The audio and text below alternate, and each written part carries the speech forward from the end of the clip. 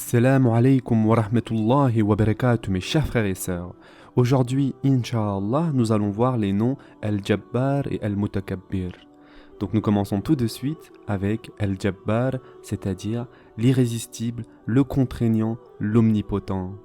Allah Azza wa Jal dit dans le Coran, c'est lui Allah, nulle divinité autre que lui, le souverain, le pur, l'apaisant, le rassurant, le prédominant, le tout-puissant, le contraignant, l'orgueilleux, gloire à Allah, il transcende ce qui lui associe. Surat Al-Hasr, verset 23.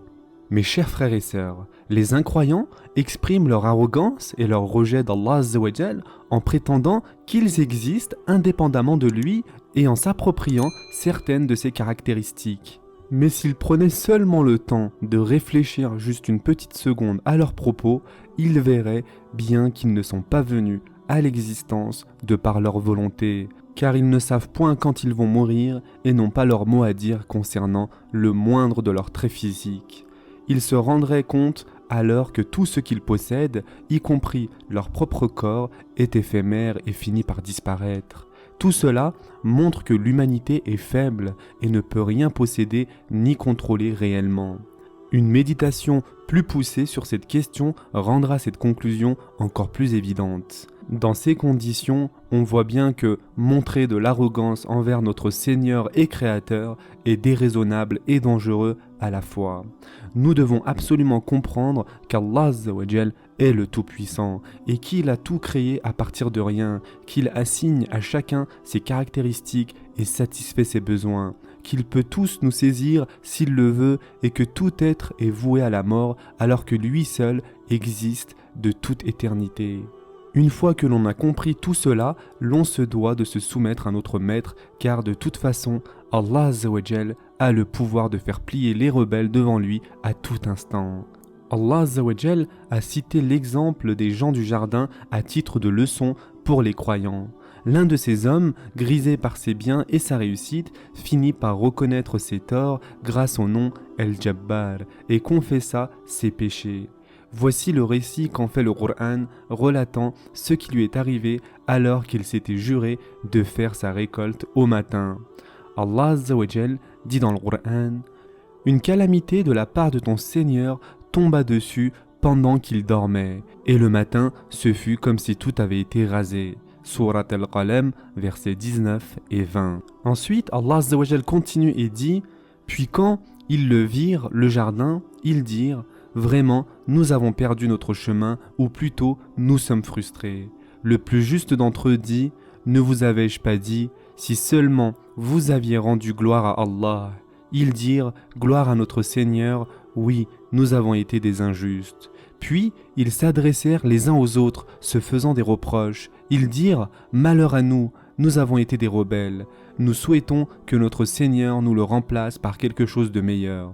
Nous désirons nous rapprocher de notre Seigneur. » Tel fut le châtiment, et le châtiment de l'au-delà est plus grand encore, si seulement ils savaient. Surat Al-Qalam, versets 26 à 33. Voyons maintenant le nom Al-Mutakabbir, c'est-à-dire celui qui révèle sa grandeur en tout, le superbe. Allah Azza wa Jal dit dans le Coran, « C'est lui Allah, nulle divinité autre que lui, le souverain, le pur, l'apaisant, le rassurant, le prédominant, le tout-puissant, le contraignant, l'orgueilleux. Gloire à Allah, il transcende ce qui lui associe. » Surat Al-Hasr, verset 23. Allah Azza wa Jal nous décrit sa grandeur à travers les exemples qu'il nous donne dans le Coran. Par exemple, lorsque le prophète Moussa alayhi salam a demandé « Oh mon Seigneur, montre-toi à moi pour que je te voie » Allah Azza wa Jal lui a répondu « Tu ne me verras pas, mais regarde le mont. S'il tient en sa place, alors tu me verras. » Voici le récit en question. Allah Azza wa Jal dit dans le Coran « Et lorsque Moussa vint à notre rendez-vous et que son Seigneur lui eut parlé, il dit « Oh mon Seigneur, montre-toi à moi pour que je te voie. » Il dit « Tu ne me verras pas, mais regarde le mont. S'il tient en sa place, alors tu me verras. » Mais lorsque son Seigneur se manifesta au mont, il le pulvérisa, et Moussa s'effondra foudroyé. Lorsqu'il se fut remis, il dit « Gloire à toi je me repens, et je suis le premier des croyants. » Surat Al-A'raf, verset 143. De même, quand le prophète Ibrahim alayhi salam dit « Seigneur, montre-moi comment tu ressuscites les morts », Allah dit « Ne crois-tu pas encore ?» Si, dit Ibrahim, mais que mon cœur soit rassuré. Prends donc, dit Allah, 4 oiseaux, apprivoise-les et coupe-les, puis, sur des monts séparés, mets-en un fragment, ensuite appelle-les. Ils viendront à toi en toute hâte. Et sache qu'Allah est puissant et sage. Surat Al-Baqarah, verset 260. Allah Azza wa Jal lui a montré ainsi un signe de sa grandeur. Allah Azza wa Jal a également ordonné au prophète Lut alayhi salam de quitter sa ville le matin de bonne heure avec les autres croyants et de ne pas regarder en arrière. Ce matin-là, il a détruit le peuple incroyant et a sauvé le prophète Lut alayhi salam. Allah Azza wa Jal a transformé un brasier en lieu de fraîcheur et de paix pour le prophète Ibrahim alayhi salam, n'est-ce pas? De plus, par l'intermédiaire du prophète Isa alayhi salam, il a guéri les aveugles et a ramené les morts à la vie. À l'époque du prophète Moussa alayhi salam, il a ouvert la mer en deux et a noyé les armées de Pharaon. C'est de cette façon qu'Allah Azza wa Jal manifeste sa grandeur et donne à voir un aperçu de sa puissance sans limite. Allah Azza wa Jal dévoile sa grandeur et sa puissance à chaque instant et dans tout incident. À l'aube, il envoie un ouragan à ceux qui étaient si avidement attachés à la vie de ce monde, ou renverse leur cité sur leurs fondements et les rend inhabitables, les dépouillant ainsi de tous leurs biens.